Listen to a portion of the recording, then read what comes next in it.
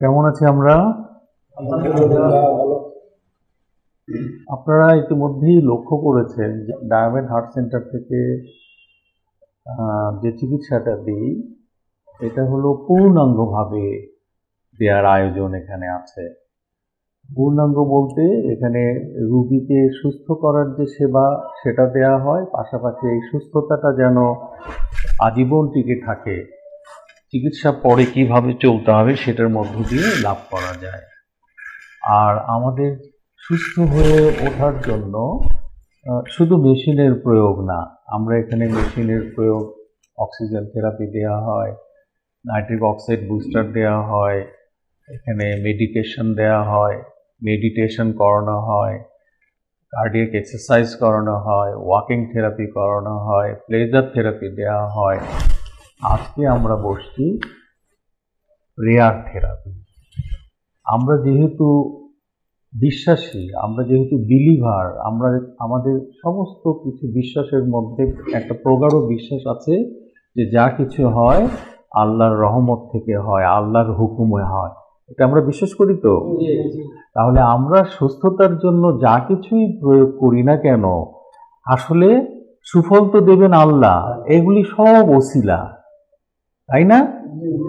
তো যে আল্লাহর কাছে আমাদের এই সুস্থতাটা 99 ভাগ না 100 ভাগই, বাকি 99 ভাগ সব ওসিলা, তাহলে 100 ভাগই নির্ভর করে আল্লাহর হুকুম, আল্লাহর রহমতের উপরে।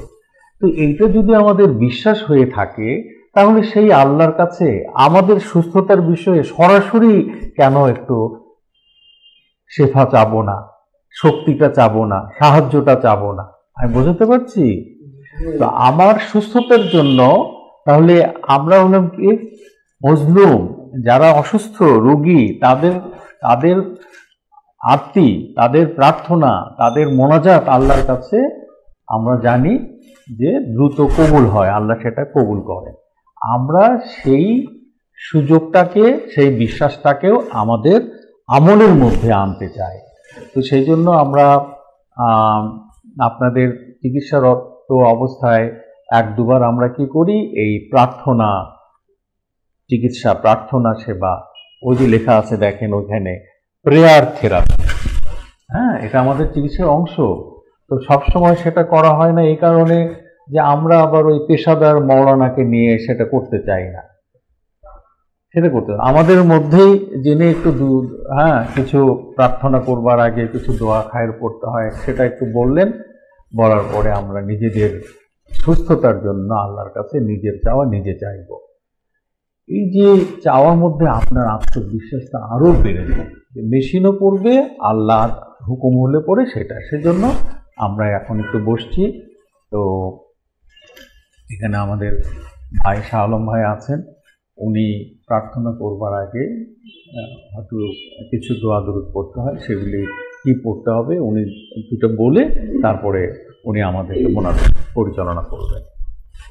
ভাই সম্মানিত সুধী, ডায়ামেট হার্ট সেন্টার কর্তৃক আয়োজিত আজকের দোয়ার অনুষ্ঠানে আসল কথা হলো, মহান আল্লাহ পাক আমাদেরকে সৃষ্টি করেছেন কোরআন এবং হাদিসের আলোকে জীবনযাপন করার জন্য।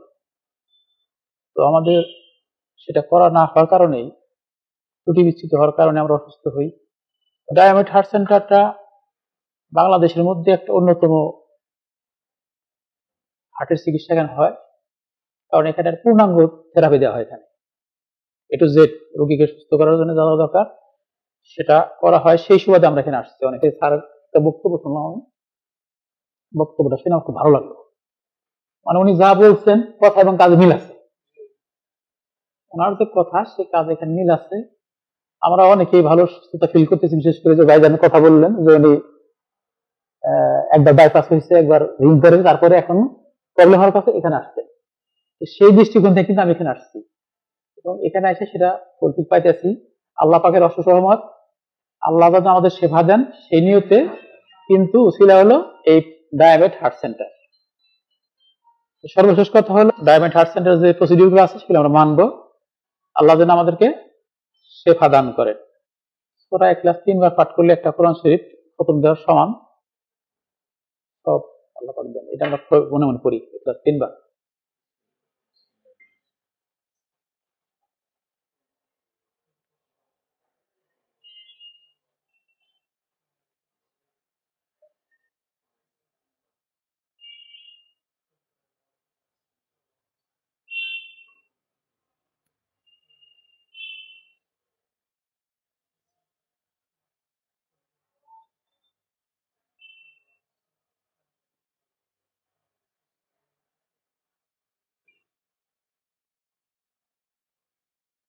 দুরূদ শরীফ একবার পড়ি।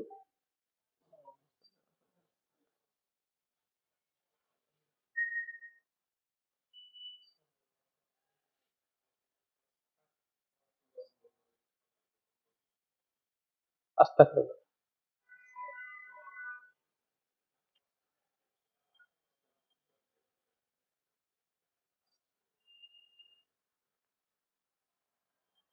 আল্লাহুম্মা আমিন। এ পাক পরওয়ারদিগার মাওলা, আল্লাহ আমরা সকলেই হার্টের রোগী। মানব দেহের মধ্যে হার্ট একটা অত্যন্ত গুরুত্বপূর্ণ অঙ্গ।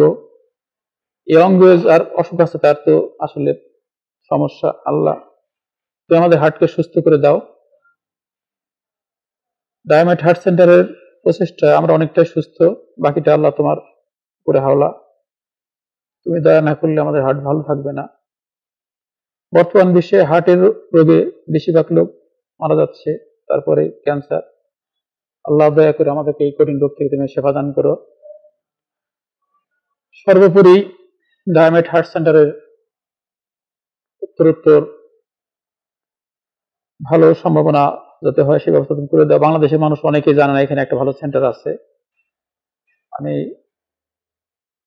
ডায়ামেট হার্ট সেন্টার কর্তৃপক্ষ বলবো আপনারা যেন সবাই এটা প্রচার করেন, ভালো করে প্রচার করলে বাংলাদেশের মানুষ, আমার ধারণা 80% মানুষ অসুস্থ হার্টের রোগী, অনেকেই জানে না। যেমন আমি কিছু জানতাম না, স্ট্রোক করার পর বুঝতে পারছি আমার হার্টের সমস্যা, সেমন সেটা 8টা ব্লক আমার হয়েছে। কিন্তু আল্লাহ পাকের অশেষ রহমত, আমি কোনো খারাপ পর্যায়ে যাইনি। আমি যেভাবে সুস্থ ছিলাম এখন সুস্থ আছি ইনশাল্লাহ। আপনাদের দোয়ায় আল্লাহ পাক আমাকে সুস্থ করবেন এই আশা আমি রাখি, এবং সকলকে যেন আল্লাহ সেবা দান করেন। আল্লাহুম্মা রাব্বানা আতিনা ফিদ দুনিয়া হাসানাতাও ওয়া ফিল আখিরাতি হাসানাতাও ওয়া কিনা আযাবান্নার। লা ইলাহা ইল্লাল্লাহ।